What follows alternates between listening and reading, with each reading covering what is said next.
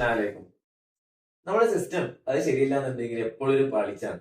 നമ്മുടെ എംപ്ലോയീസിന്റെ കാര്യത്തിലാണെങ്കിലും സിസ്റ്റത്തിന്റെ കാര്യത്തിലാണെങ്കിലും നമ്മുടെ എംപ്ലോയീസ് നമ്മൾ കൊടുക്കുന്ന വർക്ക് അത് റെഡി ആണെന്നുണ്ടെങ്കിൽ നമ്മൾ എന്ത് ചെയ്യണം? പ്രോപ്പറായി സിസ്റ്റം ബിൽഡ് ചെയ്യണം. ഇസ്ലാമിക ചരിത്രം എടുത്ത് നോക്കുകയാണെന്നുണ്ടെങ്കിൽ ദുൽഖർനൈൻ രാജാവിന്റെ ചരിത്രം നോക്കുകയാണെന്നുണ്ടെങ്കിൽ ദുൽഖർനൈൻ രാജാവ് ഒരു സമുദായത്തിലേക്ക് പോകുന്നുണ്ട്. ആ സമയത്ത് ആ സമുദായം അവരുടെ ഹെൽപ്പ് ചോദിക്കുകയാണ്. അവരെ ആ നാട്ടിൽ എന്താണ് ഒരു മതില് വേണമെന്ന് പറഞ്ഞിട്ട്.